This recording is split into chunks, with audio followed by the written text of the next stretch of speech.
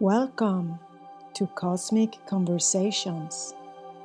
I am your host, Tess Clark, where we explore cosmology, spirituality, the occult, and many other fascinating subjects. So make yourselves comfortable and enjoy the show.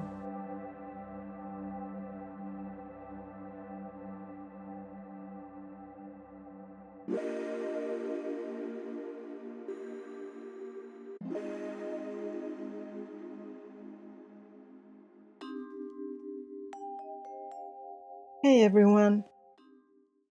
Today I'm going to explore and tell you about the hidden comet history of the Dark Ages, which encompasses the 500 to around 640 AD. And this is the time of King Arthur and Merlin. And we're gonna see how it was a historic character. So there seems to be several mainstream and alternative theories about history being added, or thousands of years being added, or there are missing periods of history because there is no stratigraphy, which means layers of archaeological findings, and there is very little documentation left behind by the alleged civilizations or cultures or timelines. And then there's also the mysteriously sudden disappearance of whole civilizations from their intact cities, or in the opposite case, their cities and buildings were burned down to the ground, allegedly only due to the invaders and their enemies. And we never hear that this is the result of catastrophic natural events, and much less related to comets and conflagrations and earthquakes and tsunamis and axis tilts relating to the passing of great comets. There are also theories that several dark ages were fabricated. I think that it is really heartbreaking to think that we are denying the suffering our own ancestors. Think about it. It's your own family that lived through these times, and they survived these horrendous periods of catastrophic events. And there's a lot of recorded history by ancient historians. We only have to go and look and see what's written, and also archaeological evidence. I will briefly refer to King Arthur and try to make sense of it as being included in this period of the Dark Ages. And remember that there's so many of these cities or buildings, castles, towns that are not found because they were totally obliterated from the face of the earth, either by tsunamis. And we're going to see an example of a medieval city that was built or existing in the 1200s, and suddenly it was evacuated, abandoned by the 1500s. And then they found it, and it's totally buried under, I don't know, like 6 or 8 feet of sand and clay. So this shows that, and it's pristine, in pristine conditions. And the archaeologists noticed that the roads that were supposed to be really low tech and in bad shape during the Middle Ages, they were beautiful and they were shiny and polished and made out of stone. So that's another misnomer that we have of the way that medieval cities used to be and looked like. This shows that catastrophes can happen instantly within minutes or days, and whole places get lost from the face of the earth unless you go and dig, or the earth gets overturned, and then any of the artifacts and that you could attach to that culture are buried under rock and stone, and you could never find them because the layers have been so upside down, turned over, that you couldn't really find them. And that's why we can't find a lot of these ancient cities. Or you also find that they have been rebuilt on top of another, and another city, and they just go on top one of each other. And then you think, why would the people go and build and bury these cities and build on top of them? It's because they didn't bury them. It's because natural catastrophes buried them. And just like in Pompeii and many cities that were just completely covered by ash and clay and sand, and just completely disappeared from the face of the earth, and then they're buried. And people had to rebuild on top of that piece of land.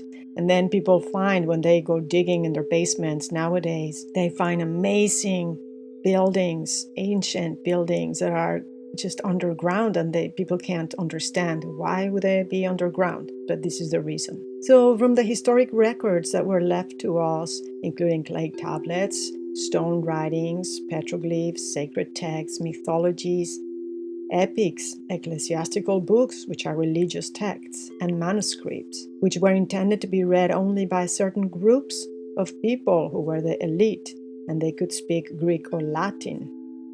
And sometimes we see petroglyphs left by people who were surviving in caves as well. And they were the common people trying to survive these catastrophes, and they went into hiding inside of these caves or crevices, wherever they could find, or mounds. We can see that the inhabitants of planet Earth have been, at least as far as we can see, in the last 7,000 years, bombarded by ongoing catastrophes and plagues. The reason is that Earth and other planets of the solar system were captured by the Sun and Jupiter, who were a binary system, together with hundreds of thousands of new comets, planets and moons that must have previously orbited Saturn, Uranus, and Neptune, and that are up to this day entering the solar system and causing havoc to all the planets, and bringing in with their tails an array of toxic elements and mutated or new strains of viruses, which have been responsible for the frequent awful diseases known as the Black Death or bubonic plagues, which were pandemics. And they were not brought in by mice or by dirt or by dirty people. They were brought in by the comets or the interaction of electrical disturbances of planets with Earth. And there were mutations as well, and then the Earth opening up and toxic elements coming out, and sun cooling, which would cause fungus, like the famous time in the medieval ages when people were getting ergot poisoning, and they actually blamed the women, and they said they were witches, and they were poisoning the people, and it was just because of the comets were passing, and they were causing all these changes on Earth, and bacteria and fungus and different things that were not causing problems. Suddenly they started causing problems. And this is the reason that some tribes since ancient times avoided eating certain animals like pigs or pork and other animals that they called unclean, and they maintained a kosher diet. It was because of the diseases. They didn't want to get them. For example, the Maya and the Chinese knew about this relationship, and even now, when Earth passes through the tail of Venus, and Venus has a tail like a comet, all the planets do, we get viruses that can cause the bird flu, the regular yearly flu, or the swine flu.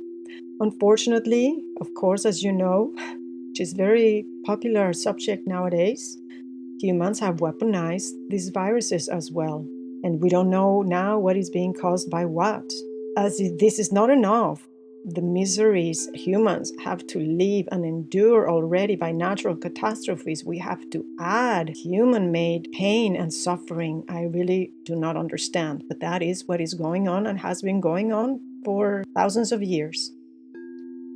The name Passover, and celebrated by religions, it's relating to the passing of comets over the earth and their tails.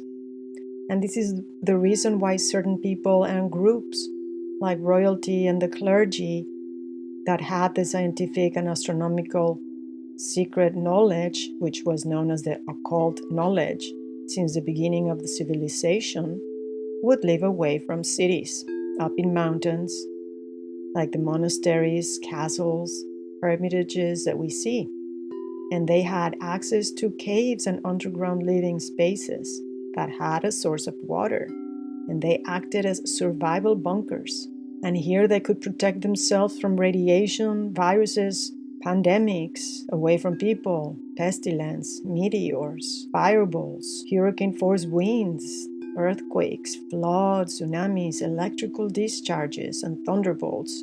And these and the radiation caused mutations throughout history. And some mountain cave cities seen worldwide also had the same purpose. And of course, the survival wasn't always assured and depended on the severity of the catastrophes and where the comet was coming close by or where Earth was being affected. This is the reason piles of broken bones and mass burials are often found inside mounds or inside caves, or even spread outside the mounds. And they like to call these battles, oh, there was a battlefield and there was tons of bones found in there, but it wasn't the case.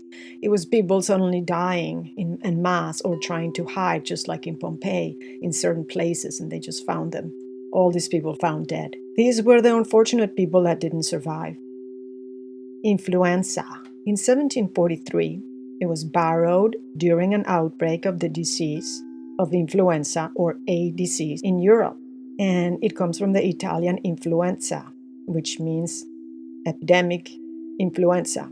Originally, visitation, influence of the stars and comets. From the medieval Latin, influentia, in the astrological sense. An article from Rome informs us that the sort of plague has broke out there, which destroys an abundance of their people, and they call it influenza. And this is from the Gentleman's Magazine, April 1743. And remember that in 1744 there was this giant comet that came by. And in 1766 we also approached Mars, so this might have been a moon of Mars. Used in Italian for diseases at least since 1504 as influenza di febbre scarlatina, which was scarlet fever, on a notion of astral, occult, or atmospheric influence. The 1743 outbreak began in Italy. The term has been often applied since the mid-19th century to severe colds. And the concept of panspermia is well known and accepted by scientists. Another example is the bird flu, which first infects birds, mutates, and then infects other animals, like pigs, cows, deer, wildlife, and humans.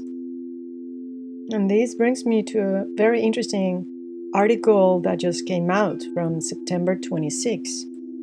It says that earlier this month, researchers wrote in their study that as a result, the origin of possible Venusian life may be fundamentally indistinguishable from that of terrestrial life. And a new study suggests life to Venus was taken, and they're saying meteors or comets scraping Earth's atmosphere, which is really silly. I guess they don't know history. They don't know that Earth and Venus have come very close to each other, as well as Earth and Mars, and Venus and Mars, and the Moon also. But at least they're acknowledging that there is some product called phosphine allegedly originating on Earth, and they have found it on the atmosphere of Venus, and there's microbial life and other things on Venus that they're saying it started from Earth and it got transferred there, and they're calling it panspermia, which is excellent. It goes all in relation with my 575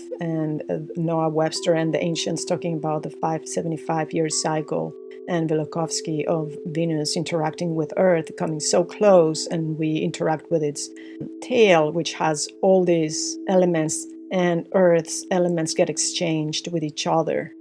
NASA in 2019 also found sugar molecules. I wonder what do they mean by sugar, if hydrocarbons, on two different meteorites, adding credence to the idea that asteroids play a crucial role in supporting life. Yes, well, you can just read Velikovsky's books and he talks all about that. And this could have been the manna falling from the sky during the approaches of comets, and that's why they call them the cows, and the milk and honey, and that's what it was, probably.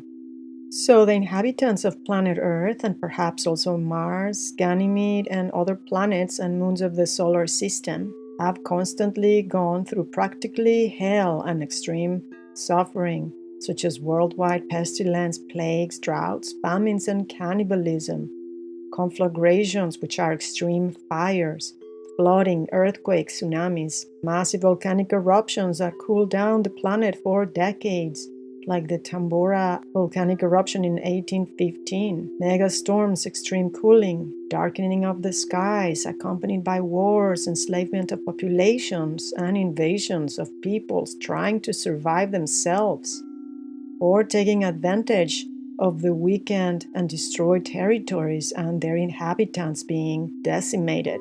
We will find a very good explanation from virtually unknown information about the many series of phenomena and planetary events that took place in the past.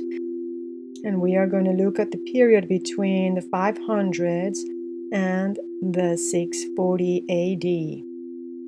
And why was AD changed from Anno Mundi in the 6th century? And why was the end of the world and return of a Messiah still being expected, and the skies observed by infrared telescopes that can see planets and red-brown dwarf stars?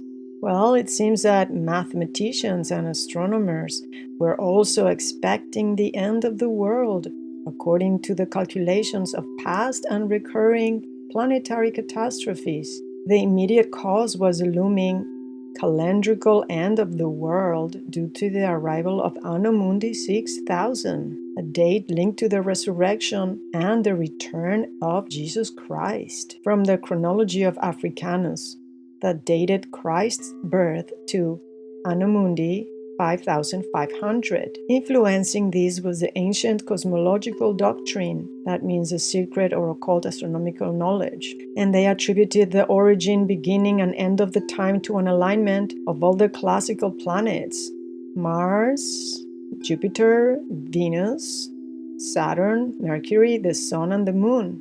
But I think they're talking about the alignment between Jupiter, Venus, and Earth, and maybe there was another planet involved in there. Because in the year of 531, as we will see, Venus close approached Earth and caused terrible disasters for 42 to 50 years. This conjunction prompted Dionysius to investigate and calculate a future conjunction, which was probably also a close approach, like I mentioned, an electric interactions of the planets, and to determine the beginning date of Anno Domini, the interpretations of the Gospel, and the revelation of Saint John the Baptist, which I will go into in the next book that will talk about the time of birth of Jesus, the Essenes, and then up to the fall of Rome, the 400s AD, as well as the early medieval rite of procession, were central to the theme. And remember, the creation of the world is the way that the solar system is now on the Earth, the place of Earth in the solar system and after the flood, not the creation of the Earth for the first time. But in this article, instead of saying the year 525, when there was going to be the end of the world, which was Anno Mundi 6000, which was the year 525 AD, they're talking about 2000, May 2000, and I don't know why they're talking about this date. It kind of is confusing. But anyways, so he was expecting, according to the calculations of Dionysius Exiguus, the end of the world. And interestingly enough, the Dark Ages began in 531 AD. So I'm pretty sure he expected the return of Venus and the moons and other comets and Mars shortly after. I have shown in many of my videos, including pole shifts hidden in medieval maps, and also the work of Manuel Velikovsky, shows that reformations and creation of new calendars are due to the changes in the axis or the orbits, or both, of the Earth and the Moon at the time of close approaches of a comet or a planetary body like Venus and Mars and other great comets. In the 7th year of the Emperor Justian, which was 525 AD, Emperor Justian, by the way, was a Pythagorean astronomer. And you have probably been watching my videos about the secrets of Pythagorean astronomy and could Earth's poles shift And it's amazing information. I really suggest you go and see, because they knew of the travels of the Earth through the solar system and how it was captured by Jupiter as well, and was totally locked to Jupiter until around the year 200 BC, that marked the capture of Earth by our sun, which was Apollo in mythology. And in the murals, you can see depictions of comets everywhere. And Hagia Sophia was built by Justian, and it has all of the secret knowledge embedded in it. And I've watched several documentaries about it, about the math and the harmonic proportions, and everything is encoded in this amazing building. So I will put the links to these documentaries. He definitely built these. It seems that after the passing of the comet Venus, because they were worshippers of Venus, the Gnostics are the bloodlines of Enki and Lilith. In this short period, there were constant catastrophes and pandemics and plagues. But one pandemic that started in 543 AD lasted for over 52 years until 596 AD. And this decimated the world's population, destroyed whole cities, castles, churches due to the fires, the earthquakes, the flooding, the movement of earth. It caused migrations of whole territories, such as the one from Scandinavia to England, known at this time. And I'm pretty sure that there was a pole or an axis tilt or change at this time, which caused climate change globally. That's why it was so destructive.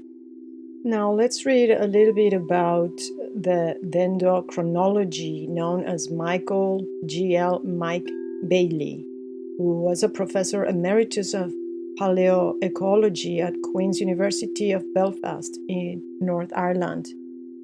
Bailey is a leading expert in dendrochronology, or dating by means of tree rings.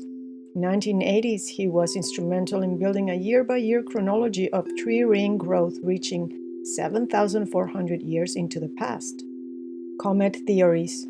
Upon examining the tree ring record, Bailey noticed indications of severe environmental downturns and changes for the worse around 2354 BC, which is interesting. This is just around the time of the Jupiter event, somewhere around there. And then 1628 BC, again, this is around the time of Jupiter and Venus coming close to Earth and Neptune. In 1159 BC, again, there was another interaction. This is the time of the first building of the Temple of Solomon. That was the approach of Venus as well around that time. 208 BC, which is when, by my calculations and looking at the tropical solar year being calculated for the first time by Hyginus, around that time, 198 BC, that's when we probably were captured by the sun. And there were again axis and tilt changes during all these pole shifts.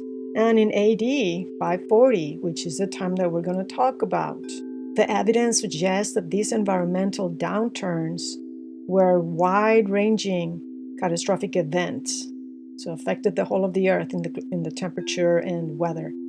The 540 AD event in particular is attested in tree rating chronologies from Siberia through Europe and North and South America. This event coincides with the second largest ammonium signal in the Greenland ice in the last 2 millennia, the largest being in AD 1014. And this was an approach of a great big comet as well. And both these epochs were accompanied by cometary apparitions. There you go. And they see planets behaving like comets. Anytime there's a big planetary body moving through the solar system, either a planet or a comet, when they leave the current sheet, they're moving along and they change to a different voltage in the current sheet, then they discharge the solar capacitor, or the difference in the plasma that it's coming in the solar wind, and then therefore they get bright and they behave like comets. They start discharging plasma and interacting with other planets. The extreme weather events of 535-536 were the most severe and protracted short-term episodes of cooling in the northern hemisphere in the last 2,000 years. The event is thought to have been caused by an excessive atmospheric dust veil, possibly result from a large volcanic eruption in the tropics, and or the debris from space impacting the Earth. Yeah, probably all of them, including the planets.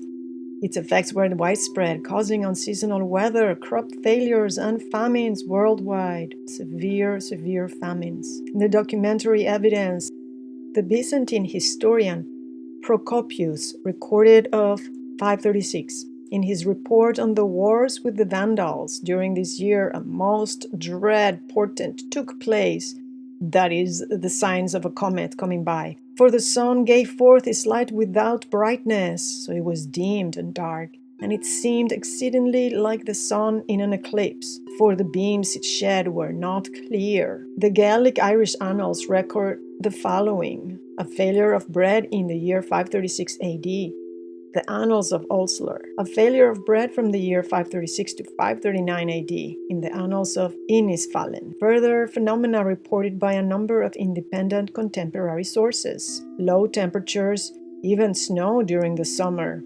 Snow reportedly fell in August in China, which caused the harvest there to be delayed. Crop failures. A dense dry fog in the Middle East, China and Europe.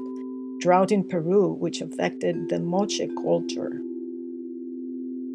Scientific evidence. Tree-ring analysis by dendrochronologist Mike Bailey of the Queen's University of Belfast shows abnormally little growth in Irish oaks in 536 and another sharp drop in 542 after a partial recovery. Similar patterns are recorded in tree rings from Sweden and Finland, in California, Sierra Nevada, and in rings from the Chilean Fitzroya trees. Ice cores from Greenland and Antarctica, which they're dated incorrectly because they say one layer accumulates in 1 year, and that's ridiculous. Many layers of ice form during each winter season in the mountains, and skiers know this. Show evidence of substantial sulfate deposits around 533 to 534, plus minus 2 years. Evidence of an extensive acidic dust veil. And the historic consequences. In 536, the event and ensuing famines have been suggested as an explanation for the deposition of hoards of gold by Scandinavian elites at the end of the migration period. The gold might have been deposited as a sacrifice to appease the gods and get the sunlight back. Yeah, or maybe they were hiding it because they had to move and they didn't want other people to take it. Or maybe it got buried without them doing it, just by the catastrophes, as I mentioned. The decline of Teotihuacan, a huge city in Mesoamerica, is also correlated with the droughts related to the climate changes, with sites of civil unrest and famines.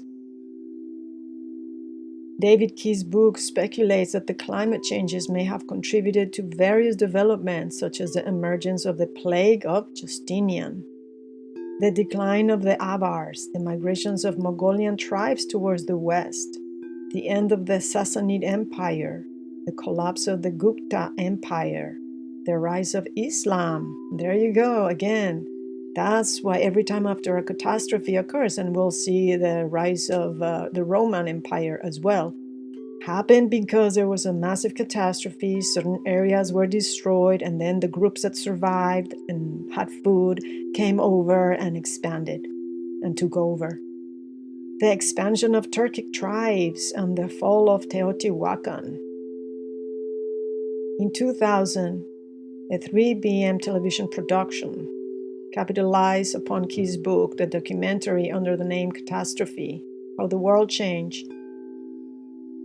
And the following is from the global cooling event.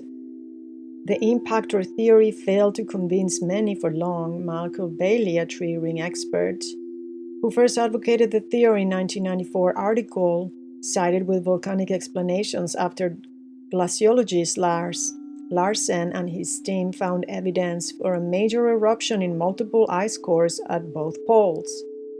This big, low-latitude tropical event was affixed a date of 533 or 534 after Christ.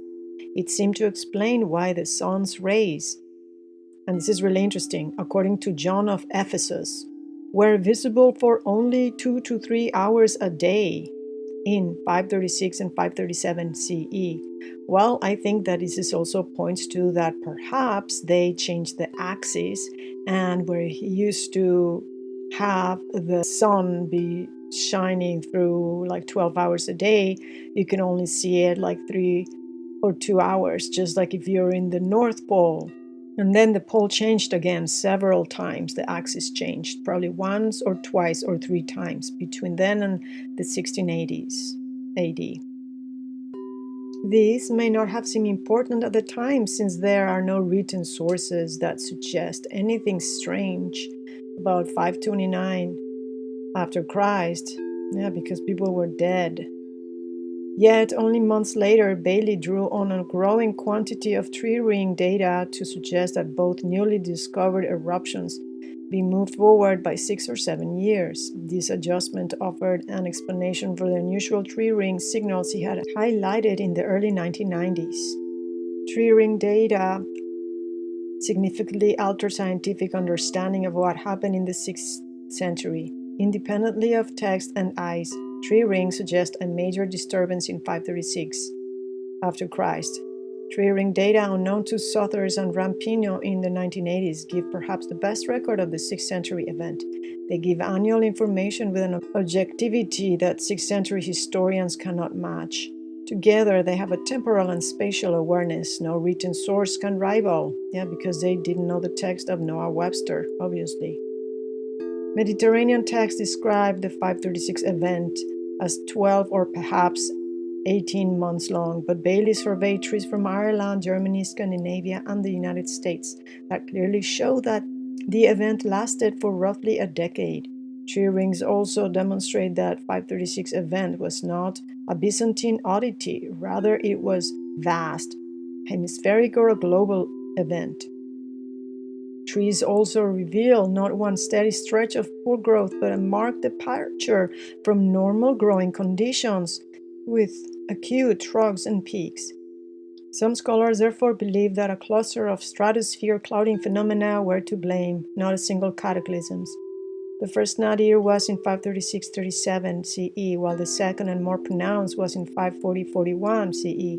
More recent tree ring studies have highlighted a third low in 546-47 CE, so there was different events. This one and another in the early 550s were already visible in Bailey's original work, but they were not much discussed. Yeah, don't keep pushing the status quo, please, so the weather didn't return to what it was before.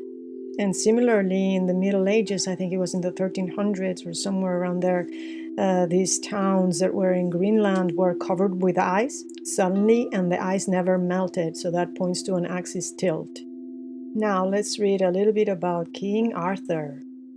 The barony of North Cadbury is deeply connected to the legendary King Arthur and his Knights of the Round Table. North Cadbury, or Cadbury, Cadasfort, takes its name from Cadbury's Castle in South Cadbury. Cadbury Castle, also known as Camelot Castle, is a Bronze and Iron Age hill fort in the civil parish of South Cadbury. The hill is the most probable site of King Arthur's principal court, famously called Camelot. John Leland, in 1503 and 1552, an English poet, chaplain and librarian to King Henry VIII, was the earliest of a notable group of English antiquarians. He traveled through England and Wales 1543.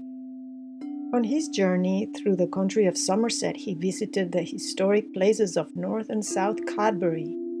In Leland's itinerary in 1542, he was the first to record the tradition, possibly influenced by the proximity of the villages of Queen Camel and West Camel, which are lying as well as north and south.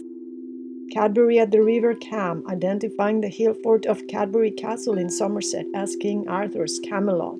And 542 also was a year of a lot of catastrophes, by the way. John Leland's material provides invaluable evidence for reconstructing the lost tomb of Arthur at Glastonbury Abbey. from the 12th century, Glastonbury is associated with the legend of King Arthur. This connection was promoted by medieval monks who asserted that Glastonbury was Avalon.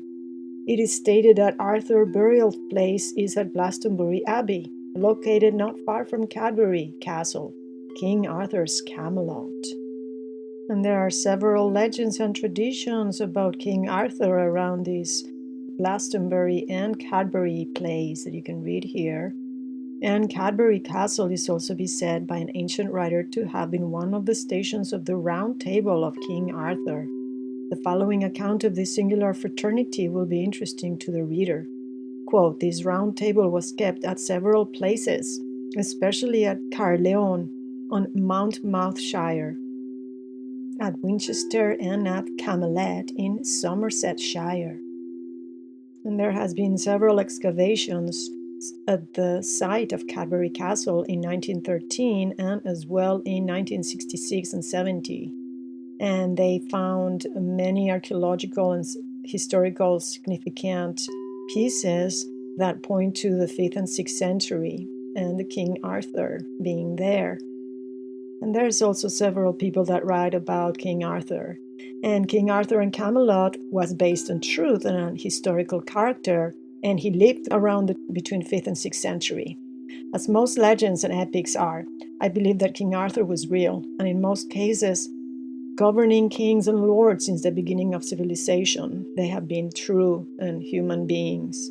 A king was represented by a blazing star, a planet, or a comet, and was also the hero who fought and defeated a monster or dragon, which was a comet. And interestingly enough, Arthur and his father were the Pendragons, or the head dragons, and they were represented by 2 comets seen around that time, prophesied by Merlinus. In the 12th century AD, Geoffrey Monmouth wrote about King Arthur in the History of England, where he includes the list of kings. He also wrote about a Welsh astrologer and a prophet, Merlinus, who is Merlin, and a Prophetia Merlini, and Life of Merlin. So he was a prophet, which means an astrologer. There are some stories that talk about Merlin being a hermit and talking to animals and being in the woods alone, and the winters were very severe. He did this to survive the pestilence away from people. Merlin was the son of a human princess and a giant demon, which was the line of Enki. Merlin interpreted the appearance of a comet, there you go, in the form of a fiery dragon discharging plasma, as heralding the death of the Britons' last Roman general Aurelius, or Ambrosius Aurelianus, the ascendancy of Uther Pendragon, the father of Arthur, and the coming of King Arthur, who was the son of Uther Pendragon, who disguised with the help of Merlin as the king, who was the Duke of Cornwall, then entered Tintagel Castle and slept with the queen, the Duchess, while the king was away, and she became pregnant with Arthur. And there are several sites along England, in Wales, in Cornwall, on the coastline, like Tintagel Castle, this place of Camelot, Avalon, and several others that I will show photos of. And they obviously are just ruins. There's very little left, if anything, because there were so many catastrophes between the 6th century and now that everything has been just seriously obliterated. It's amazing if there's anything left, actually. And you know how they say that they cut down all the trees in Britain and Scotland, and oh my god, they destroy the forests. And well, actually, there was a documentary that I recently watched, and I'll put it here too, the link, where this man actually can see what happened, and he says that the whole land subsided, it just sank, and you could see the trees under the waterline, and they just rotted. Everything just rotted, and you have this bog and deposits of the comet that was coming down, and it just became what it is now, and you can't really plant trees in there. It's very difficult in so many areas. So that's what happened to the forests of Britain and Scotland. And they've also been scanning the land in England, and they can see that under the grass and the deposits of silt and clay and dirt, There is actually ancient cities everywhere covering the whole of England, and you could see also a lot of stone circles and mounds left over. And yeah, there is so much in there that they should really use LiDAR, but they haven't really done that yet. Author Lee Pennington's book King Arthur in America looks pretty interesting, even though I might not agree with all his conclusions. He presents compelling evidence that in 562 AD, Britain was the site of a catastrophic event, most likely a comet devastating the island country. The land was devastated. The king at the time was none other than the legendary King Arthur. King Arthur's brother, Prince Madoc, was at the time the fleet admiral of a substantial Welsh navy. Madoc was at sea when the comet devastated the country and was blown totally off course and was gone for 10 years. England was mainly uninhabitable, and Arthur took his people and army into Landhal, which is now Normandy. Records say that in 572 Arthur returned to Wales, and he and Madoc gathered 700 ships at Milford Haven and sailed west to Anno, which means that which is beyond. Oh, sounds like the land of Anno. Having missed Ireland, there is only one place, sailing west. They could have gone to North America. Other records tell of King Arthur being killed in Anno and being brought back to Wales in a celebrated voyage described in some extant manuscripts. Lee Pennington will present compelling evidence that the Welsh records are totally correct in stating that Wales' most famous king did indeed come to America and was killed in America, but his body was returned for burial to England.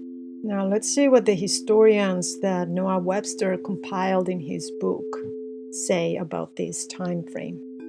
With respect to the supposed influence of comets on the elements of this globe, I would remark that on the principles here suggested, that influence is very clearly proved and may be easily understood. The facts stated demonstrate that the sun and the moon exert great powers on the globe. Now, comets are known to be of various magnitudes. They are different sizes. He's talking about sizes. Some of them are as large as Venus. Okay, did you hear that? Some of the comets are as large as Venus, much larger than the moon, with highly electrified atmospheres, and sometimes approaching near to the Earth. From Sonoras, a comet is noted in 502 and a severe winter in 507, but there is no account of any public calamity attending either of these phenomena, except pestilence among men and cattle in Scotland in 502. In 517, there is recorded a 5 years drought in Palestine. From Encyclopedia Chronologica in 518, a comet, and in Dardania, now Maesia, a series of earthquakes demolished 24 castles, divided mountains, wow, and in one place opened a fissure of 30 paces in length and 12 in breadth. In 519, a bearded comet appeared 26 days in the east, pointing westward. After that, there was a wonderful earthquake, whereby many, not only persons, but whole cities perished. In 519, this is from Baronius, 2 cities in Cilicia were overthrown. Edessa was inundated and part of its building and inhabitants overwhelmed. That means killed. And according to Evagrius, there was an inundation of Edessa. From Lib, in the 7th year of the Emperor Justian, in 525 AD, appeared a comet. The same year Antioch was overwhelmed in ruin by an earthquake.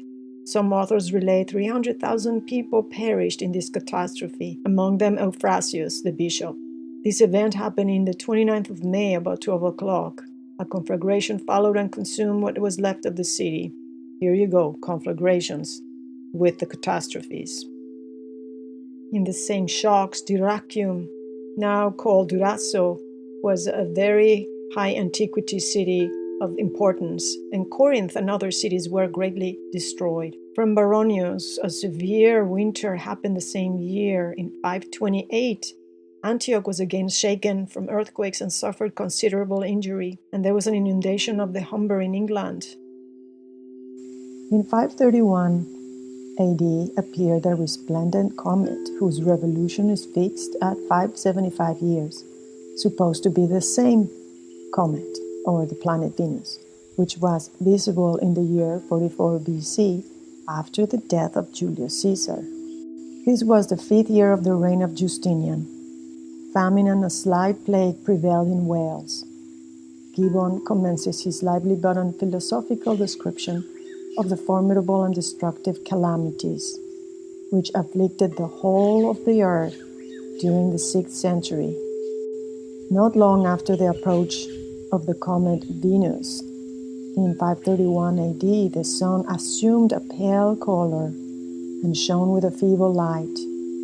In a translation of Cedrenus, this phenomenon is thus described, quote, Toto anno eo sol lunae instar, sine radis, lucem tristem praebuit, plerumque defectums patentis similis, end quote, which means that during the whole year the sun gave a gloomy light, like the moon, and it was dimmed and appeared as if eclipsed. So you can just imagine all the crop failure if there's not enough light and there's cooling, global cooling. No wonder there was so much death and famine for over such a long time. The expression ingenito humore agens, which is Latin term contrasted with the usual source of water, rain, evidently carries with it an idea that the evaporation from the earth was unusual, and this may easily be accounted for by the violent action of internal heat or electricity. Ferrugo and Luridos give an exact idea of the color, a paleness tincture with the color of rust, so a reddish color that the sun was putting out. A similar defect of light in the sun took place at the time of the next appearance of this comet, which is Venus, AD 531, as will be hereafter related. The fact is curious. It is well known that this comet approaches very near to the sun, or whether the defect of splendor in the sun was the effect of the attractive powers of the comet, or the electromagnetic interactions, or of an alteration in the electrical atmosphere of these bodies, or whether it was caused by an alteration in the terrestrial atmosphere, or a change in the atmosphere of Earth, is a question not easily solved. It might have been owing to a vapor, like that which overspread Europe in 1783. In 533 AD, a formidable comet appeared in the month of December in the sign of Sagittarius. It was followed by earthquake, a tumult in Constantinople, plague in Antioch and in other places, and the Huns caused troubles in Europe. In 534 is recorded one of the most distressing famines that ever afflicted the earth. It continued many years and destroyed multitudes of human race. Pompeiopolis was this year overwhelmed and ruined by an earthquake, and great numbers of its inhabitants perished. About this time, Vesuvius began to rumble and make noises, the precursors of an eruption. Baron. There was slight plague in Wales, but no pestilence mentioned by the authors until the year 542, but the famine, in great severity, raged 8 or 9 years before. In 539 appeared another comet, and the famine now raged with double horror.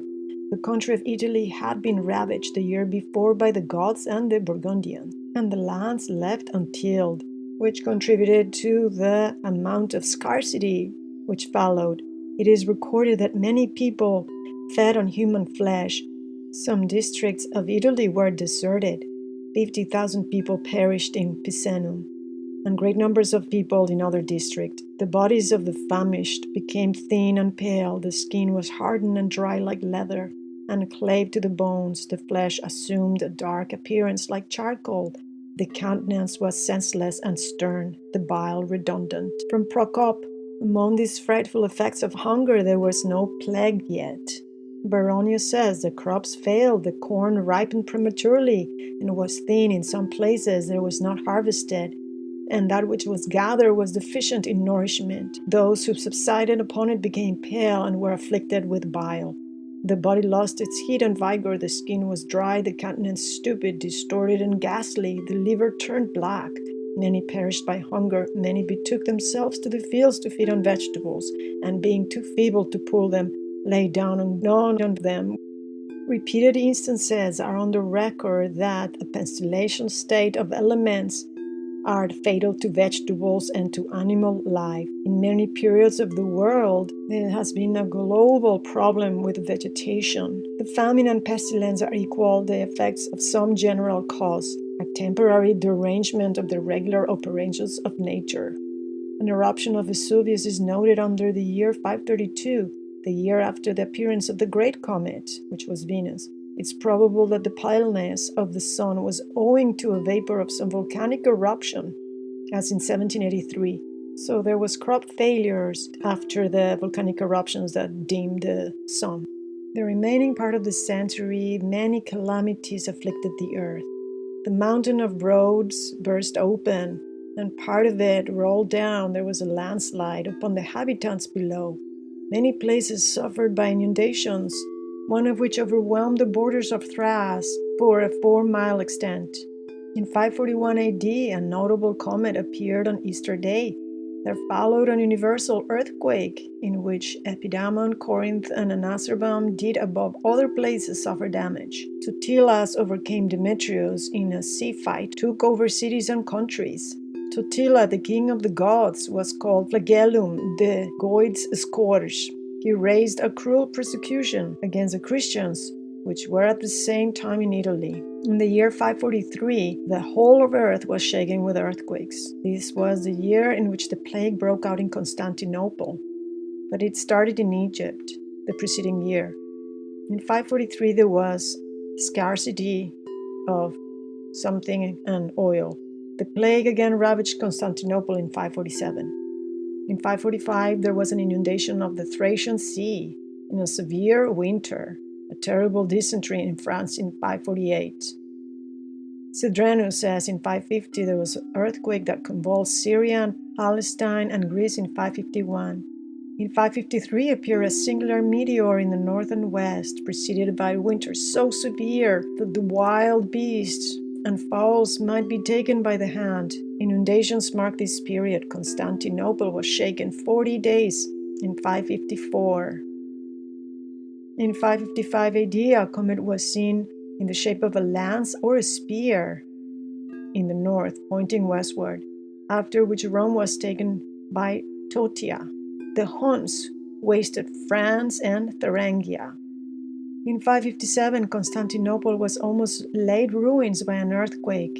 In 558, a comet appeared, and there was another severe winter, followed by a universal plague, especially in Constantinople, where the living could not bury the dead. This year, the Danube was covered with ice. In 560, an earthquake destroyed Bertius and injured Kos, Tripoli, and Balbus. There was an excessive drought in 562, and the plague began to spread over the whole world. There was a dark day in the same day. In the year 565 was distinguished for a calamitous plague in France, Germany, and Italy, which Baronius calls Vehemens pestigis inguinaria. In 580, Antioch was ruined by an earthquake, and the shock was felt all the way to Scotland. The plague prevailed from the year 583 in Gaul and Germany and in other countries. In 586, there was a comet that appeared for a month. It was observed that this comet probably caused the death of many princes, and that the war between Mauritius and the Persians began. A terrible inundation and plague in Italy happened soon after. In 537, it ravaged Italy. Earthquakes attended this period. In 590, there was another comet and an inundation. Deluges of rain overspread Rome, covering the walls of the city and lodging innumerable serpents on the plains. In the next summer happened the severest drought ever known. It lasted from January to September, and the most deadly plague ravaged all Italy. During this pestilence, the Pope Pelagius died. There's two historians from the time that tell of the world depopulation due to the Justinian plague.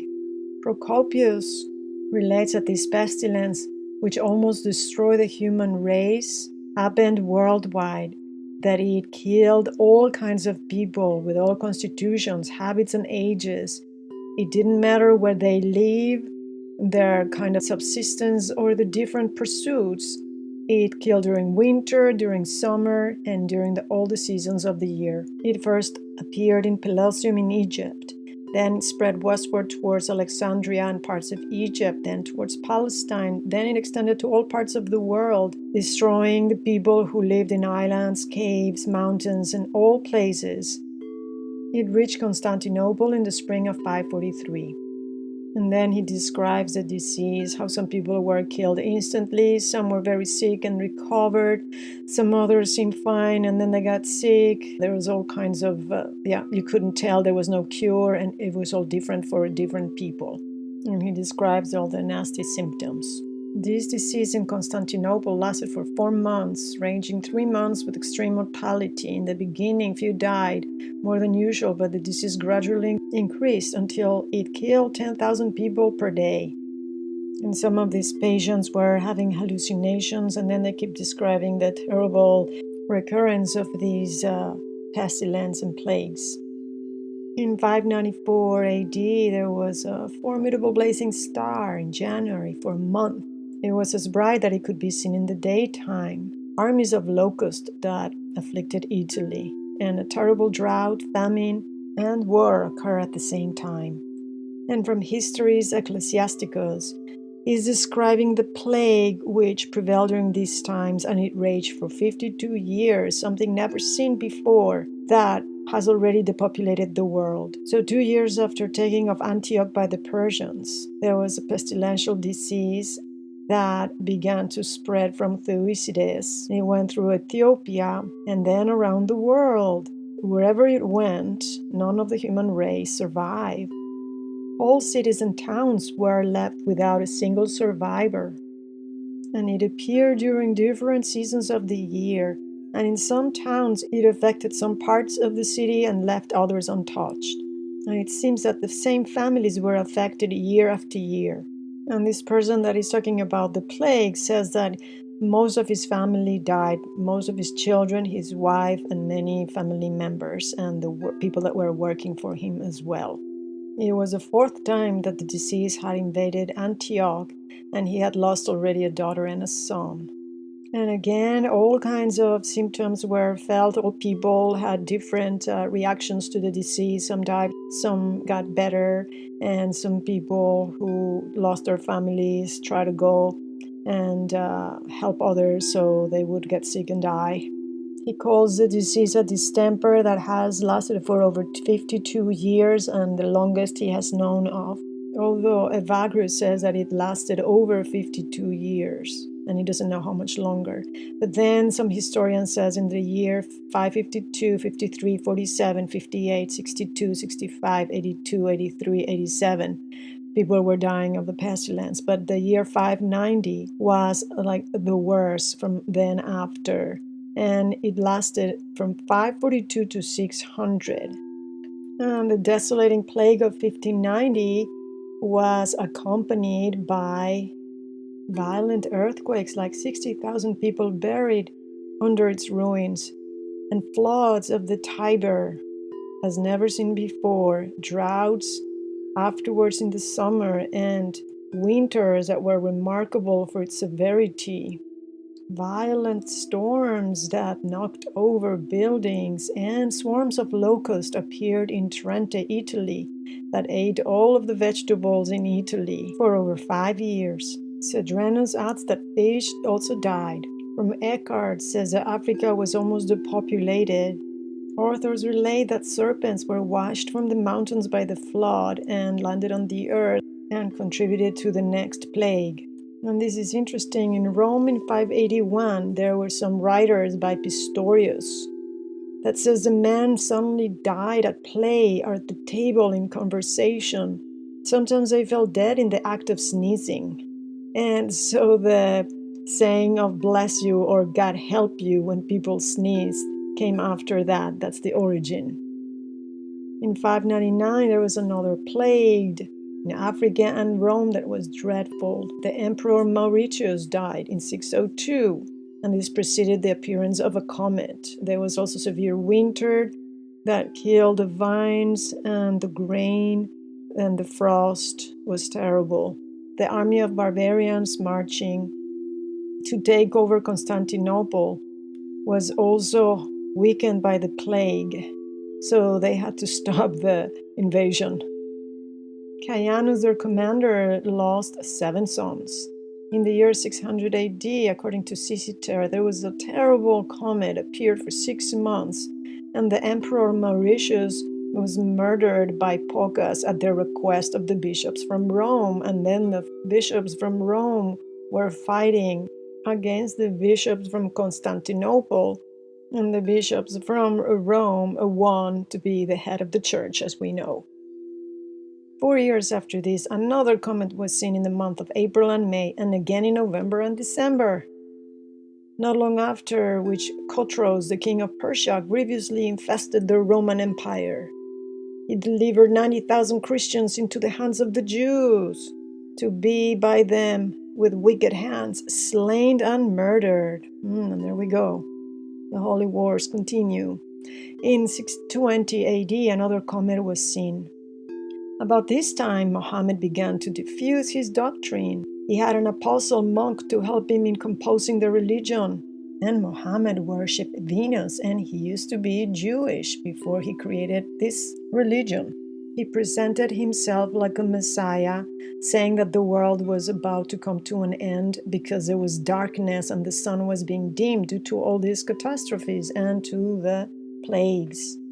And just like the Roman Empire was able to spread so fast, Islam spread so fast because half of the world was dead and depopulated. Because of all the calamities, of course, and then there was another comet falling to the earth, or a star. And this is where the story of Muhammad being visited by the angel Gabriel comes from.